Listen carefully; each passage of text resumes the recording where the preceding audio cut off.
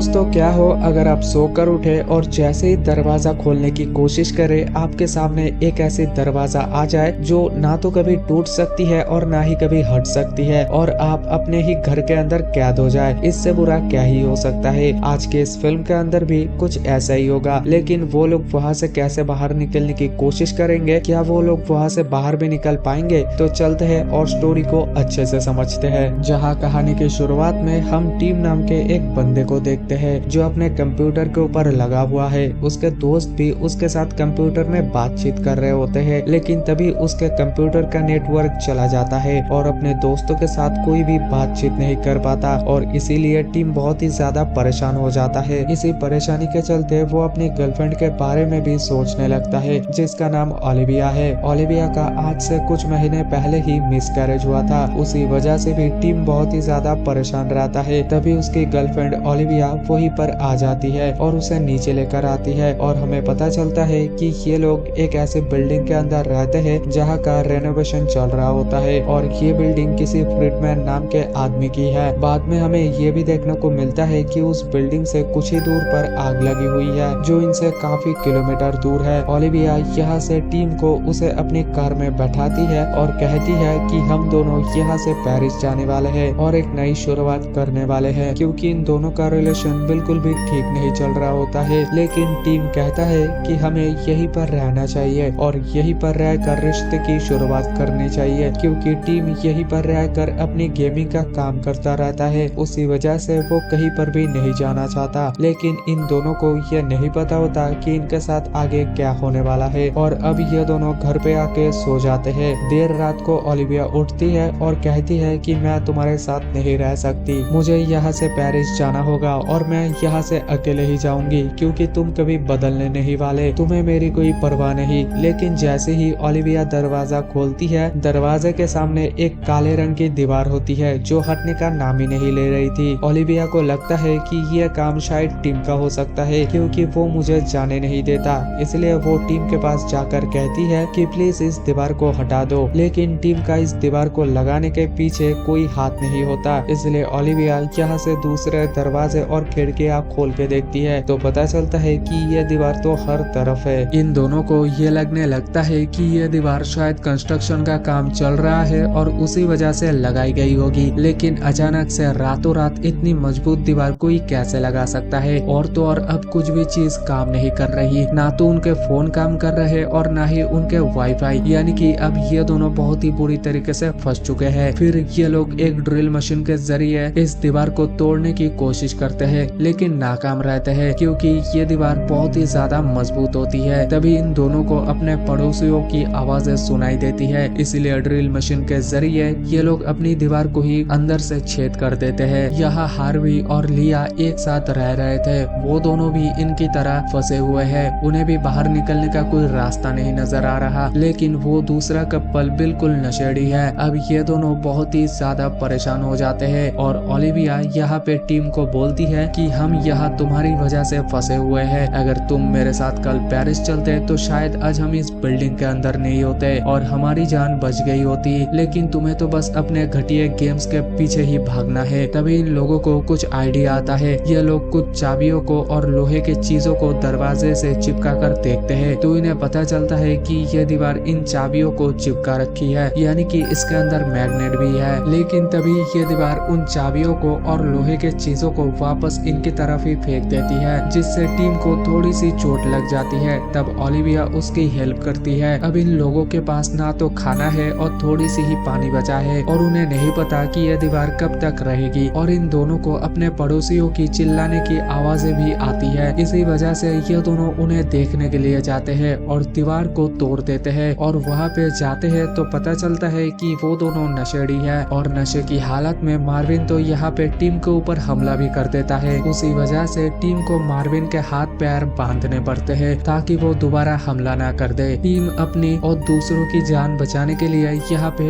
एक कुल्हाड़ी उठा लेता है ताकि वक्त आने पर इस्तेमाल कर सके। तभी ओलिविया के मन में एक आइडिया आता है। वो बताती है कि हमें फ्लोर के रास्ते से नीचे जाना होगा। पहले हम तीसरी बिल्डिंग के फ्लोर को तोड़ेंगे, फिर दूसरी बिल्डिंग के फ्लोर को तोड़ेंगे और फिर पहली, और इसी तरह से हम बेसमेंट तक पहुंच जाएंगे। बेसमेंट के अंदर एक सुरंग है जो बाहर के रास्ते तक जाती है और इस तरह से हम यहाँ से निकल सकते हैं। इसीलिए ये अपने घर के फ्लोर को तोड़ देते हैं। फ्लोर को तोड़कर ये लोग नीचे चले जाते हैं। नीचे ऑसवर्ल्ड नाम का एक आदमी बंदूक लिए आ जाता है जो कि काफी बूढ़ा भी था, जो अपनी बेटी के साथ में यहाँ पे रह रहा है। उसे लगता है कि शायद ये लोग मेरा खाना चुराने के लिए आए होंगे, लेकिन वो कहते हैं कि नहीं, हम यहाँ पे मदद करने के लिए आए हैं। हम फ्लोर के रास्ते से नीचे जाएंगे। तो ऑसवर्ल्ड की बेटी कहती है कि ठीक है, तुम हमारी मदद कर दो। यहाँ पे एना नाम की लड़की है, वो ओलिविया को बोलने लगती है कि मेरी एक गर्लफ्रेंड है और वो बाहर है, काश मैं उसके पास होती। यहाँ पर जो पानी के स्प्रिंकलर्स लगे हुए थे उनके अंदर कैमरा नजर आते हैं और इन्हें पता चल जाता है कि शायद कोई हमें देख रहा है या हमारे साथ कोई गेम खेलना चाहता है। जरूर ये काम घर के मालिक का हो सकता है जिसकी ये पूरी बिल्डिंग है, लेकिन उसका अपार्टमेंट भी पास ही था।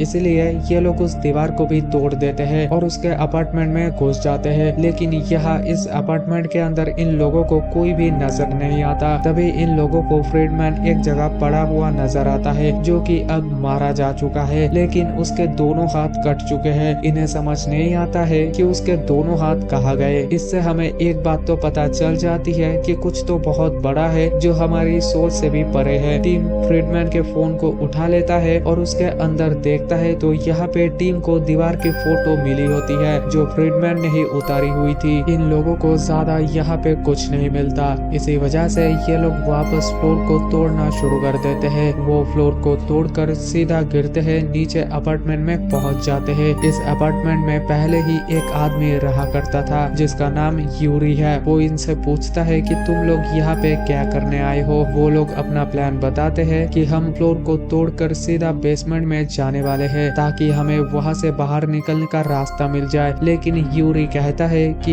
यहाँ से बाहर निकलने का कोई रास्ता नहीं है। इन्हें यह भी पता चल जाता है कि यूरी के साथ एक एंटोन नाम का लड़का भी रहा करता था। यूरी बताता है कि वो लड़का बेहोश है या मर चुका है, मुझे नहीं पता, लेकिन वो लड़का कल रात से नहीं उठा है। यूरी तो एक ही बात बोलता है कि इस दीवार को तोड़ने की कोशिश हमें नहीं करनी चाहिए क्योंकि बाहर बहुत जहरीली गैस फैली हो सकती है और ये दीवार हमारी रक्षा कर रही है। एना को यहाँ पे कुछ कागज नजर आती है जिसमें एंटोन ने कुछ नंबर लिखे हुए थे, लेकिन यूरी उन कागजों को ले लेता है। फिर ये लोग एक और फ्लोर को तोड़ देते हैं और इस तरह से बेसमेंट के अंदर पहुंच जाते हैं। बेसमेंट के अंदर पहुंचते ही ये लोग सुरंग की तरफ भागने लगते हैं, जहाँ पे सुरंग के आगे उन्हें एक दरवाजा नजर आता है। किसी तरह से ये लोग उस दरवाजे को भी तोड़ देते हैं, लेकिन जैसे ही वो लोग उस दरवाजे को तोड़ते हैं और खोलते हैं तो उन्हें पता चलता है कि उस दरवाजे के आगे भी वही ब्लैक कलर का मैग्नेटिक दीवार है, यानी कि अब बाहर निकलने का कोई रास्ता नहीं बचा। और इसी वजह से ये सभी लोग परेशान हो जाते हैं। जो मार्विन नाम का लड़का है वो बहुत ही ज्यादा गुस्से में आ जाता है और वो उस बूढ़े आदमी से गन को छीनकर उस दीवार में 4-5 गोलियां मार देता है, मगर हमें पता है कि ये दीवार चीजों को वापस फेंक देती है। उसी वजह से ये गोलियां भी वापस फेंक देती है, लेकिन उनमें से एक गोली उस बूढ़े आदमी को जा लगती है और वो बूढ़ा आदमी वहीं पे मारा जाता है। एना मार्विन के ऊपर गुस्सा करती है कि ये सब तुम्हारी वजह से हुआ है, मैं तुम्हें कभी नहीं माफ करूंगी। अब ये सभी लोग थक हार कर एक जगह पर आके बैठ जाते हैं। उन्हें समझ में नहीं आता है कि ये चीज हमारे साथ ही क्यों हुई है। यहाँ कोई कहता है कि शायद हम सबकी सिचुएशन एक जैसी थी, उसी वजह से शायद हम यहाँ पे है। मैं और मार्विन तो मरते मरते बचे हैं। एना कहती है कि मैं अपनी गर्लफ्रेंड को खो दिया। ओलिविया कहती है कि हमने भी अपने बच्चे को खोया है, लेकिन टीम ओलिविया को समझाता है कि इस तरीके की बातें सबके सामने नहीं करनी चाहिए। इस बात के लिए इन दोनों के बीच में बहस हो जाती है। हमें पता चलता है कि जब ओलिविया का मिसकैरेज हुआ था तब उस वक्त टीम बहुत ही ज्यादा टूट गया था और उसने अपने आप को अकेला कर लिया था। इसी वजह से इन दोनों के रिश्ते में भी दूरी आ गई थी, लेकिन अब टीम यहाँ पे ओलिविया से माफी मांगता है और एक बार फिर से नई शुरुआत करने के बारे में भी सोचता है जब वो यहाँ से बाहर निकलेगा। एना कहने लग जाती है जो एंटोन नाम का आदमी मारा गया है उसके कमरे के अंदर मुझे कुछ नोट्स मिले, शायद वो नोट्स हमें देखने चाहिए। यूरी कहता है कि उनमें कुछ नहीं मिलेगा, मैंने वो सारे नोट्स चेक कर लिए हैं, लेकिन फिर भी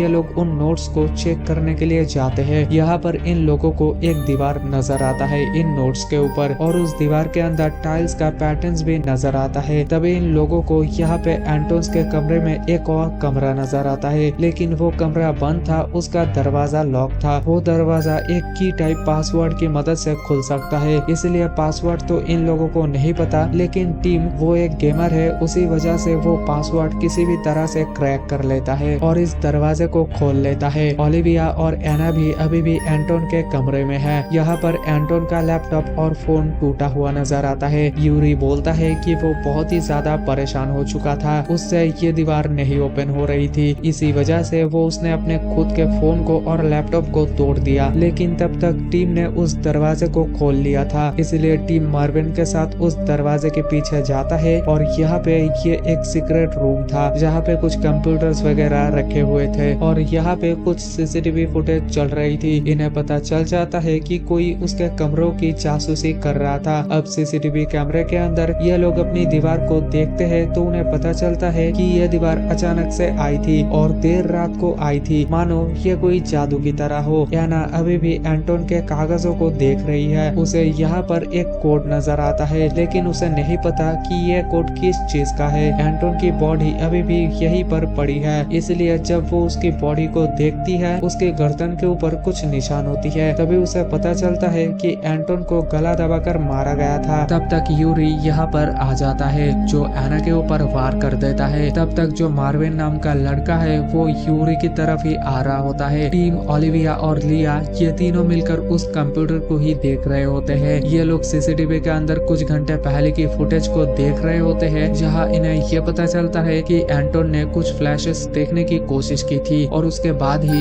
यूरी ने उसके ऊपर हमला कर दिया था और यूरी ने ही उसे जान से मार दिया था। इसलिए ये लोग यूरी की तरफ ही भागते हैं। तब तक यूरी मार्विन के साथ फाइट कर रहा होता है। तब ये लोग यूरी को बेहोश कर देते हैं और उसके हाथ पैर को बांध देते हैं। साथ ही इन्हें ये भी पता चल जाता है कि एनाराम की जो लड़की थी वो अब मारी जा चुकी है, क्योंकि यूरी ने उसे जान से मार दिया था। और इससे ये बात तो साफ हो जाता है कि यूरी कुछ ऐसा जानता है जो ये लोग नहीं जानते, क्योंकि जो भी इंसान इस दीवार के करीब पहुंचने की कोशिश करता है, यूरी उसे जान से मार देता है, जैसे उसने अपने दोस्त एंटोन को मारा था। इन लोगों को यहाँ पर एंटोन का कार्ड भी मिल जाता है, जो कि किसी कंपनी का कार्ड होता है। इन्हें पता चल जाता है कि एंटोन किसी कंपनी के लिए काम करता था, जहाँ पे पहले आग लगी हुई थी, जो मूवी की शुरुआत में हमने भी देखी थी। अब ये लोग यूरी को पीटने लग जाते हैं, उससे पूछने लगते हैं कि बाहर निकलने का रास्ता हमें बताओ, आखिर तुम्हें क्या पता है, ये चीज भी हमें बताओ। लेकिन यूरी इन लोगों को कुछ भी नहीं बताता, वो बस हंसता जा रहा था। यूरी बस एक ही बात बोल रहा था, वो ये कह रहा था कि ये दीवार हमें बचाने के लिए है, इससे ज्यादा मुझे कुछ भी नहीं पता। अब इन लोगों को यूरी से तो कुछ नहीं मिलता, इसी वजह से ये लोग पुरानी सीसीटीवी फुटेज को देखने में लग जाते हैं, जहां एंटोन अपने लैपटॉप के आगे बैठा हुआ होता है और दीवार को खोलने की कोशिश कर रहा होता है। लेकिन एंटोन ने शायद बाहर जाने का रास्ता देख लिया था, उसी वजह से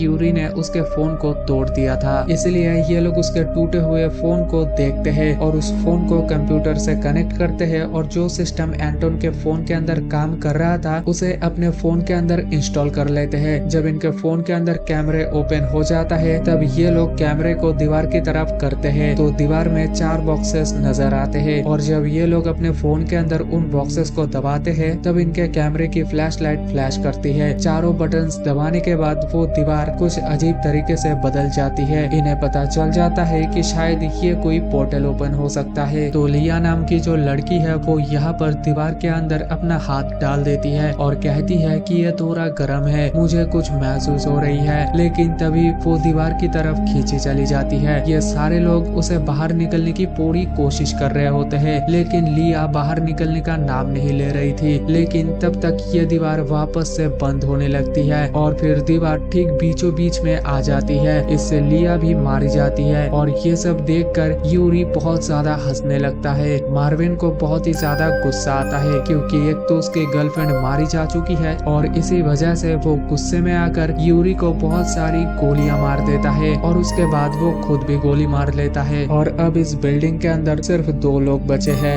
एक तो है टीम और एक है ओलिविया। और ये दोनों एक कोने में बैठे होते हैं और अपने पुराने दिनों को याद कर रहे होते हैं कि हम पहले कितना ज्यादा खुश थे। और टीम यहाँ पे ओलिविया से हर एक बात के लिए माफी मांगता है। आज तक टीम ने कभी भी माफी नहीं मांगी मांगी थी, तो ओलिविया उसे माफ कर देती है और उसे गले लगा लेती है। लेकिन अब की बार फिर से ये लोग दीवार को स्कैन करते हैं। चारों बटन्स एक बार फिर से उनके सामने आते हैं। अब इन्हें एक बात तो समझ में आ जाती है कि जैसे ही वो कोई बटन्स को दबाते हैं, उनके कैमरे की फ्लैश लाइट फ्लैश करती है। किसी बटन पे वो 4 बार फ्लैश करती है तो किसी बटन पे वो 6 बार फ्लैश करती है। लेकिन इसका मतलब क्या है, ये चीज हमें भी नहीं पता। इसलिए ये लोग यहाँ पर सीसीटीवी फुटेज को फिर से देखने लग जाते हैं, क्योंकि एंटोन ने भी एक बार निकलने की कोशिश की थी। ये लोग फ्लैश लाइट को काउंट करते हैं। एंटोन ने जैसे जैसे बटन्स को दबाए थे, उसी वजह से फ्लैश लाइट ब्लिंक हुई थी। और ये लोग उस फ्लैश लाइट को काउंट करते हैं कि पहले नंबर पे कितनी फ्लैश लाइट थी, दूसरे नंबर पे कितनी और तीसरे नंबर पर कितनी। और सेम हमें भी उसी तरह से बटन्स दबाने होंगे। इसी तरह से इन्हें बाहर निकलने का रास्ता मिल जाता है। लेकिन तभी अचानक से वहाँ पर यूरी आ जाता है, जो इन दोनों के ऊपर हमला कर देता है और वो दोनों को जान से मारने की पूरी कोशिश कर रहा होता है। वो उन दोनों को बेसमेंट के अंदर गिरा देता है और खुद भी गिर जाता है। बेसमेंट के अंदर भी यूरी और टीम के बीच में फाइट होता है। काफी देर तक ये लोग लड़ते रहते हैं। टीम ओलिविया को अपना फोन देता है और कहता है कि तुम जल्दी से फोन की मदद से दीवार को खोलने की कोशिश करो। तो ओलिविया बिल्कुल उसी तरीके से उन बटन्स को दबाती है जिस तरीके से एंटोन ने दबाए थे। तो उसके बाद दीवार ओपन हो जाता है और बाहर जाने का रास्ता दिख जाता है। लेकिन यूरी ने टीम को पकड़ लिया होता है और वो उसे मारने की पूरी कोशिश कर रहा होता है। और वो उसे जान से जैसे ही मारने वाला होता है, तभी पीछे से ओलिविया आ जाती है और वो कुल्हाड़ी की मदद से उस पर हमला कर देती है। वो उसे बेहोश कर देती है, या हो सकता है वो मर भी चुका हो। तब जाके टीम की जान बचती है। उसके बाद टीम और ओलिविया वहाँ से बाहर निकलते हैं। बेसमेंट के रास्ते से बाहर निकलते ही उन्हें तेज सूरज की रोशनी नजर आती है और इन्हें समझ में आ जाती है कि अब हम बाहर निकल चुके हैं। लेकिन जैसे ही ये लोग बाहर पहुंचते हैं तो इन्हें पता चलता है कि जिस तरीके से हमारे पूरे बिल्डिंग के ऊपर वो काली दीवार आ चुकी थी, सेम उसी तरह से पूरे शहर के अंदर भी वही सेम दीवार आ चुकी है और केवल हम दोनों ही इस जगह से बाहर निकल पाए हैं। उन्हें यहाँ पर उनकी गाड़ी भी नजर आती है, जो कि ओलिविया ने नई खरीदी थी। टीम और ओलिविया ये दोनों उस गाड़ी में बैठ जाते हैं और यहाँ से बाहर निकल जाते हैं, इस उम्मीद में कि शायद कोई ना कोई तो हमारी तरह जिंदा होगा ही। और हम देखते हैं कि हार्बर नाम की जगह पे आग लगी हुई है और बहुत सारे हेलीकॉप्टर्स उस आग को बुझाने में लगे हुए हैं। और इसे सस्पेंस के साथ ये मूवी पार्ट 2 का इशारा करते हुए पूरा भी हो जाता है।